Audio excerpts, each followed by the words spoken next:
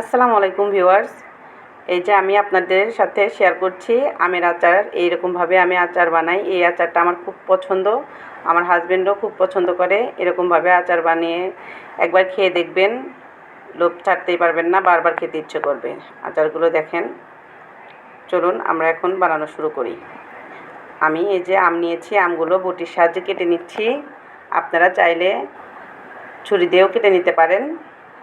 আমগুলো আমার সুন্দরভাবে কেটে নেওয়া হয়ে গেল। এখন পরিষ্কার পানি দিয়ে আমি কয়েকবার ধুয়ে নিয়েছি।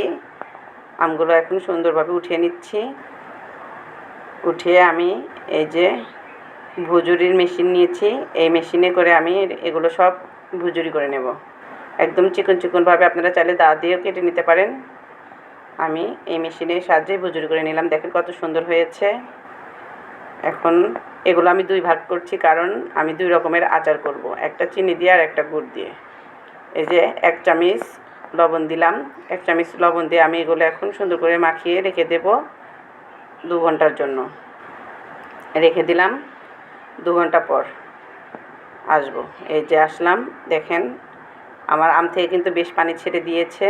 এগুলো এখন পরিষ্কারভাবে পানি দিয়ে ধুয়ে নেব। কয়েকবার পানি পাল্টিয়ে পাল্টিয়ে আমি আমগুলো ধুয়ে নিচ্ছি।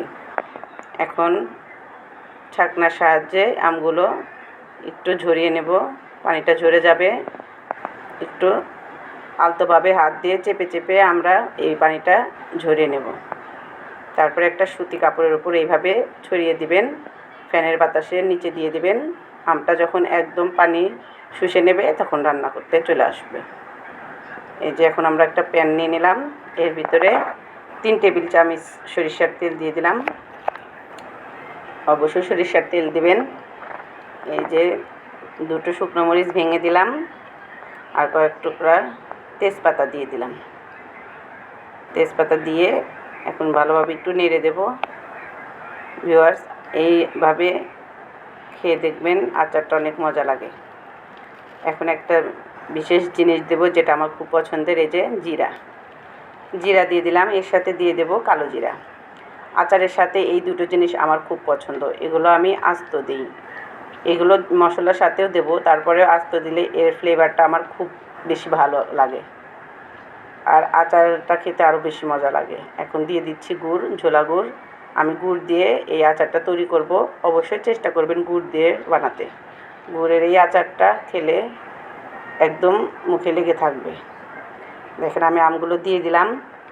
আমগুলো দিয়ে আমি খুব ভালোভাবে মিশিয়ে নেব। ব্যাস, মিশানো হয়ে গেল। এখন এর ভিতরে আমি দিয়ে দেব 1/2 চামচ হলুদের গুঁড়ো। এর সাথে আরও 1/2 চামচ দেব মরিচের গুঁড়ো, লাল মরিচের গুঁড়ো। লবণ দেব 1/2 চামচ।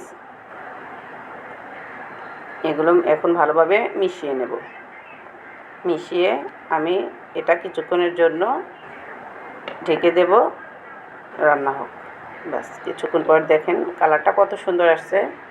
অনেক সুন্দর এসে গেছে কালারটা, দেখে লোভনীয়। এখন আমি মশলাটা দিয়ে দেব। তৈরি করেছিলাম যে মশলাটা, এটা আমার আগের ভিডিওতে দেওয়া আছে। এই মশলাটা দিয়ে এখন এটা সুন্দর করে মিশিয়ে নেব। বাস, এভাবে মিশাতে মিশাতে একদম দেখেন পানি কিন্তু নেই, এমনিতেই পানি ছিল না, আমি কোনো পানি দিইনি। এখন তেল দেখা যাচ্ছে। আমার কিন্তু এটা তৈরি হয়ে গেছে। আপনারা অবশ্যই এভাবে একবার বানিয়ে খাবেন, দেখবেন অনেক মজা লাগে আচারটা। ভিউয়ার্স, যদি ভালো লাগে আমার এই রেসিপিটা, তাহলে অবশ্যই আমার চ্যানেলটাকে সাবস্ক্রাইব করে দেবেন এবং লাইক কমেন্ট করে আমার পাশে থাকবেন। আল্লাহ হাফেজ।